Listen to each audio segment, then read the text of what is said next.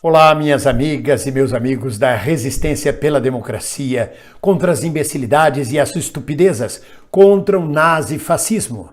Alegrias, alegrias porque a luta continua e nós vamos vencer a morte com seu cortejo de horrores.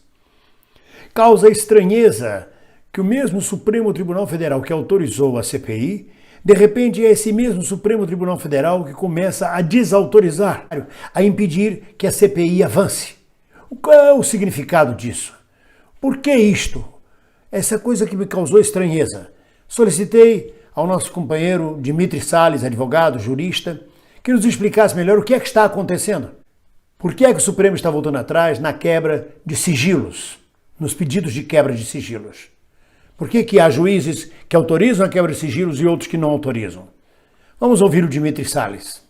As comissões parlamentares de inquérito, as famosas CPIs, são instrumentos pelo qual o Poder Legislativo se utiliza para exercer o controle, para poder apurar desvios de finalidade, ilegalidade, algo que não atende o interesse público dos demais poderes.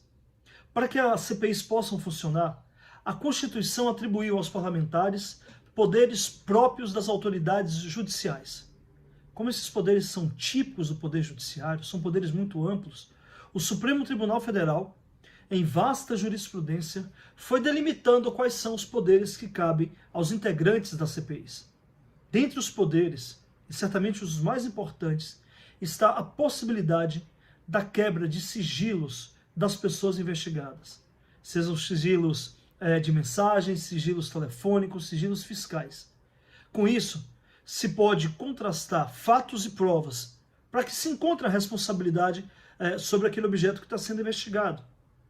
A CPI da Covid, que estamos acompanhando, chegou nesse exato momento. Já tendo indícios, parte agora para a fase da produção efetiva da prova, com a quebra de sigilo fiscal, telefônico e de mensagens dos envolvidos. Mas agora nos deparamos diante de um problema. As pessoas que tiveram seus sigilos quebrados estão recorrendo ao Supremo Tribunal Federal para impedir que a CPI possa acessar essas informações. Até aí é parte do direito de defesa de cada indivíduo. O problema está, no entanto, na distribuição destes pedidos, que não tem cumprido a regra da distribuição por dependência. Explico para vocês.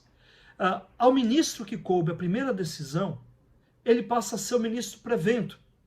Todos os outros pedidos que dizem respeito à CPI devem ser dirigidos àquele primeiro-ministro.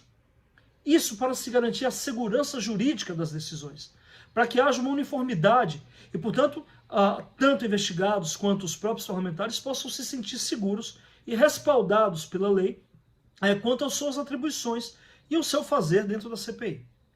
A questão é que no Supremo os pedidos têm sido distribuídos de forma aleatória, gerando decisões absolutamente díspares, contraditórias, o que poderá resultar no enfraquecimento dos trabalhos da CPI. A pergunta que se coloca é: qual a razão porque o Supremo Tribunal Federal não está distribuindo por dependência, ou seja, dirigindo os pedidos para um só ministro? Por que distribuir de forma aleatória? O que está por trás dessa decisão? Qual é o resultado que isso pode impactar na CPI? A primeiro olhar, o primeiro ponto de vista, não há uma resposta jurídica processual. Por isso que eu chamo a atenção de que as decisões do Supremo são também decisões político-jurídicas. Por trás dessas decisões, não há só o elemento jurídico, mas também o elemento político. E o que a gente precisa ficar atento é qual é a intenção política de não contribuir com a CPI ou de criar obstáculos para que a CPI da Covid chegue aos principais responsáveis.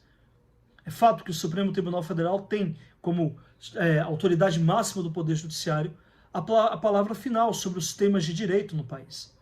Mas é fato também que cabe a nós, sociedade civil, estarmos atentos, cobrando coerência ou, no mínimo, atenção à jurisprudência já consolidada do Supremo, para que se possa garantir a efetividade do direito, mas mais do que isso, garantir que a CPI da Covid continue atuando de forma plena, a gerar um relatório que possa comprovar que o Brasil, durante a pior crise sanitária da sua história, foi gerida por uma política genocida, vocacionada a festejar mais a morte do que salvar vidas. É preciso que as forças democráticas, as instituições democráticas do país se mobilizem para contribuir para que a CPI efetivamente produza o resultado que possa responsabilizar aqueles que são diretamente responsáveis pela morte de 500 mil cidadãos e cidadãs brasileiras.